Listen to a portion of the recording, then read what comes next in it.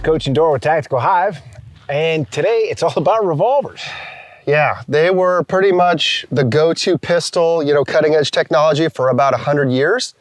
But then, really for the military even before 100 years ago, but for law enforcement and citizens, they started getting phased out probably 30, 40 years ago. So this video, it's all about just kind of figuring out, is there still a place for them? Yeah, so this is going to be kind of a part 2 to a previous video that we did on revolvers. We showed them to you and kind of discussed their applicability. And today we're going to show you how to run them. So stay tuned.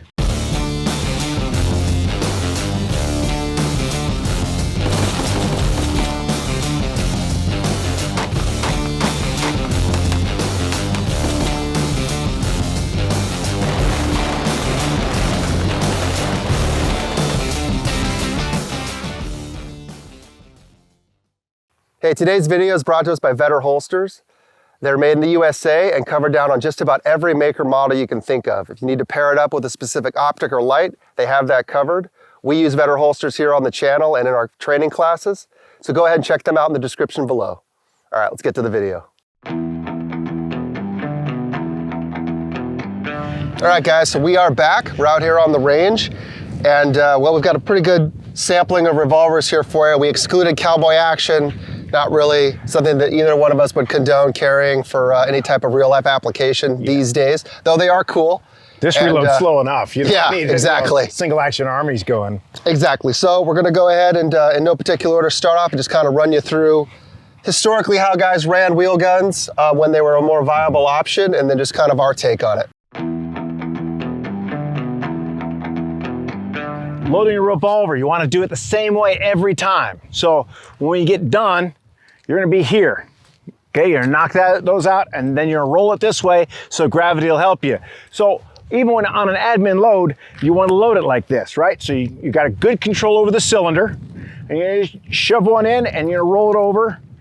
You got to watch what you're doing, but you want to load pretty much into the same spot every time.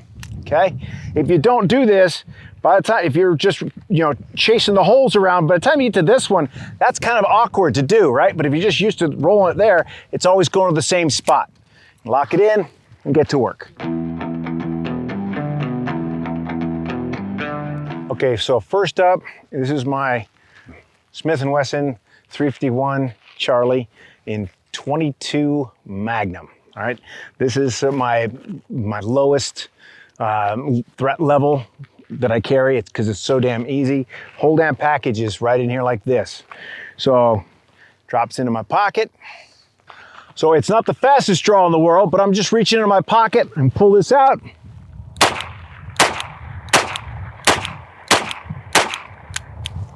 Okay, now for a reload, I'm gonna come back in here, pop the shells out, reach into my pocket. Now I've got this.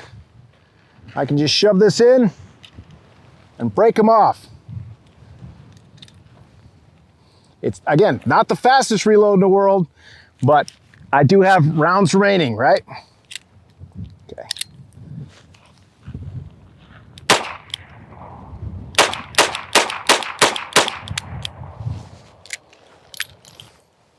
And now I'm out. But I mean, I've got 14 rounds on tap and, no misfires.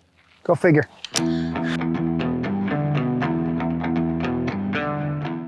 So this is the old school way of doing it, right? Slung on here. Yeah, it's not as secure as what we're used to now, but you got your good thumb brake here. So it's right here, and you figure you're always gonna be in double action anyway, right? So this was an issued holster for me. Of course, I don't have the 686 that we were issued. But it fits this Ruger GP100 just fine. Same thing. Okay, there's 6. Dump it out. Now we're here. Now I got this speed loader. What you had here is just your good old Eagle holster, but it's set up with a spot for the 2 of these speed loaders that you'd put right in here. And that was your reload. If you wanted anything more, you'd have to put it in your pocket or something because nothing else was issued. And I haven't done this in a long time, but there it is, discard that, and back to work.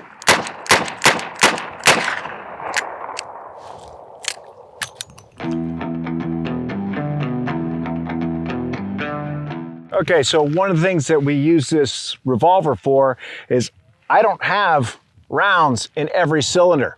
So as a new shooter, if I'm anticipating that recoil, it's gonna show.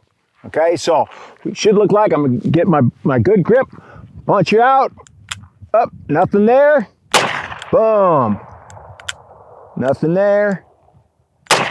So when you see a lot of new shooters be like, they do stuff like that, right? Because they're anticipating that shot, and it'll show you. So you just want to be nice and smooth. So when that hammer drops, if the muzzle doesn't move, then they're doing a good job. And it shows the individual that you're teaching, it illustrates it really good when they go, oh crap. And then they see what's going on. And that's happening every time. They just don't notice it when the gun goes off. This one, you know, a family heirloom of mine. It's a Smith & Wesson 357, I believe model 19. 6-shot, duty size, 357 revolver. That one's in really good shape, by the way. Yeah, so this thing was a bedroom home defense gun.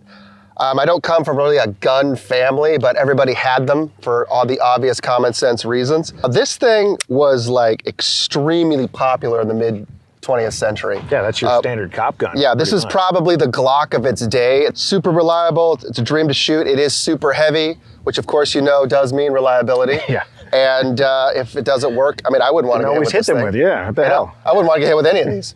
But if I had to pick the one I didn't want to get hit with, it would probably be this one because it looks terrible.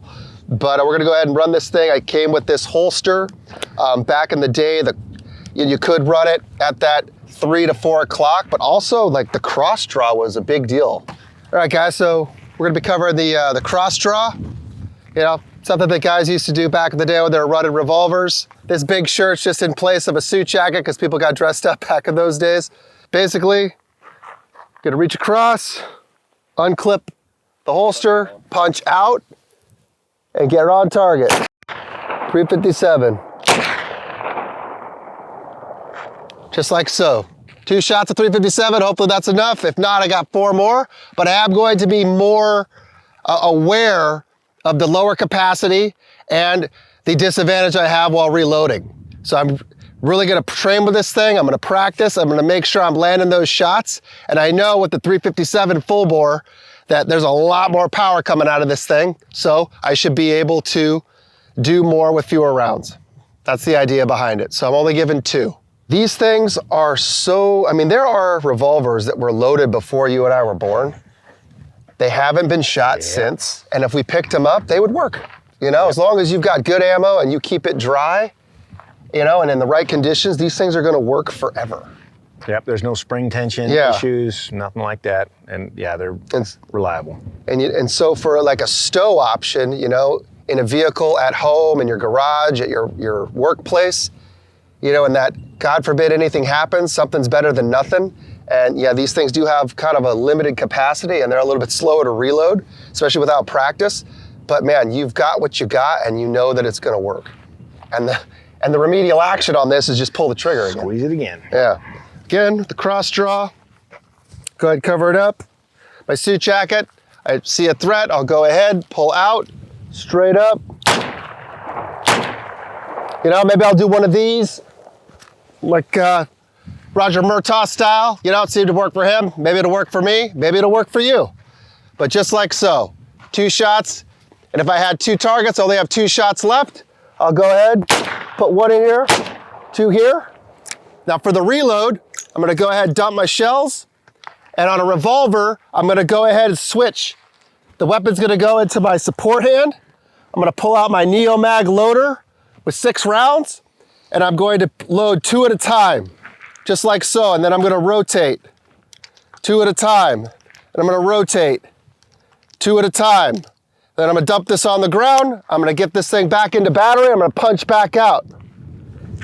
If I needed to take cover or retreat beforehand, then I would. In this case, I would just stand on my ground for demonstration purposes.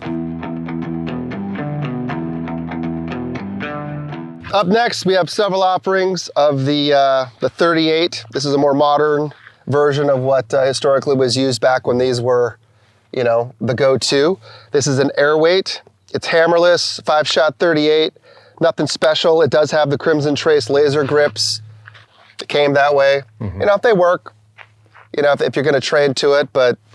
Yeah, well, that particular model is really popular with cops for off-duty and concealed carry. Yeah. Just because it's really light and it's really reliable. I mean, I have one as well. Okay, so one cool thing about a hammerless revolver is I can be wearing this coat right here and I can be pointing my gun right at you. I can shoot 5 times without ever pulling this out.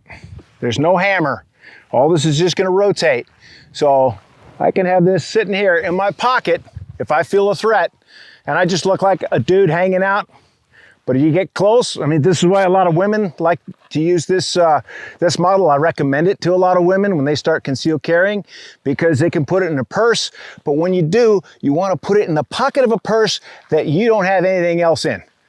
Just this, okay? Because if a lipstick or something gets in there and it gets jostled around, it could go off, right? So you want a clear, usually a zipper compartment. You start feeling uneasy or you know you're walking down someplace that there's elevated threat and you slip your hand into that purse, put your hand on that gun, and you know you get assaulted, he's gonna die with a really surprised look on his face. So if I'm here like this, I can just press it out. And there's 5 shots, nothing to mess up, okay? So just the cylinder rotating. They're light and reliable, and you know you got those 5 shots. And they make great backup guns. Another good use for a small frame revolver like so is if you're in a cold place, you know, that time of year, you know, you're up in the north where it gets, you know, just really bad weather, really cold, you're gonna have a lot of layers on. You know, you're gonna have outer coat, you're gonna have warmies, you're gonna have all that. And being able to defeat those layers takes time and it takes practice. So something that I've seen others do is they will run something similar to this on their left support for me side and have it right here in this pocket. And as Coach discussed earlier, you could shoot right through your coat if you had to. You don't want to, it's gonna destroy the coat, but obviously desperate times call for desperate measures. You could get this out. But this is just to buy you time to defeat, you know, maybe you have this thing zipped up. Maybe you got to tear through a shirt to be able to get to what really matters. And what really matters is the gun that you want to carry, the gun that you want to be using, but you just couldn't get to it fast enough due to the adverse weather conditions. So being able to run something small and convenient to get to very quickly and then work your way to something a little bit more purpose-built. Just an idea, you know, something for your toolbox. Give it a shot. So this one here is a Ruger LCR. And again, it takes the moon clips. It's 9mm. So the 9mm, this LCR, you can individually load this 9mm in there if you had a pocket full of loose rounds. But you're not gonna be able to get them out just by hitting the bar there. You're gonna have to poke them out with a stick. So, I mean, it can be done, but there's no way to extract them. So these little moon clips, they're worth their weight in gold, man. They're good to go. You just drop it in, get 5 shots all at once, load it in there, snaps in, you're good. Now, this is a good concealed carry option. It has very similar ballistics to a 357 without all the well, the flash and the pain in your hand after you shoot it. Pocket carry is really big for me with my revolvers. It's just a simple way to do it, and there's nothing that's gonna be residual on me. And again, it's not the fastest draw in the world. You're gonna pull it in, get a good grip on it, pull her out. Okay, comes out there. I'm gonna reach back, got my moon clip, shove her in.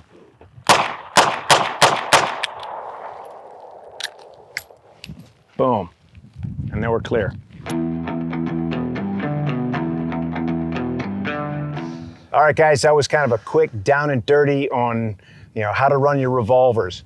Remember, revolvers, they fill their niche. They're a niche item, you know, usually, you know, for concealed carry these days. Yeah, definitely they do have their place. You're not gonna be able to go as far and handle as many serious problems with them as you would something with more modern that's got a higher capacity, it's easy to reload, etc. But just for that little deep stow, low threat level, having what you have on you is what's going to get you through the situation. I definitely like the small frame hammerless for the in-coat, in-pocket carry, which is something that I think is needed in very cold environments. Yeah, your automatic's not going to do it. Yeah, but you know, guys, this is just a little bit of the methodology, something that we picked up along the way, stuff that was very relevant and taught at really the highest levels, you know, really not that long ago. But if you're new to revolvers, you're thinking about getting into them, I highly suggest you do. They're a lot of fun to shoot, and they're just a different animal, you know? They're just a different animal, and the more versatile of a shooter you become, you know, the more formidable you become. You should be able to pick up any weapon system and make it work. And how you do that is just getting familiar with as many different makes, models as possible. So that's my take on it. Yeah, hey, and guys, if you like this content, like, subscribe, leave us some comments. All right, this is Dorr and Coch, out.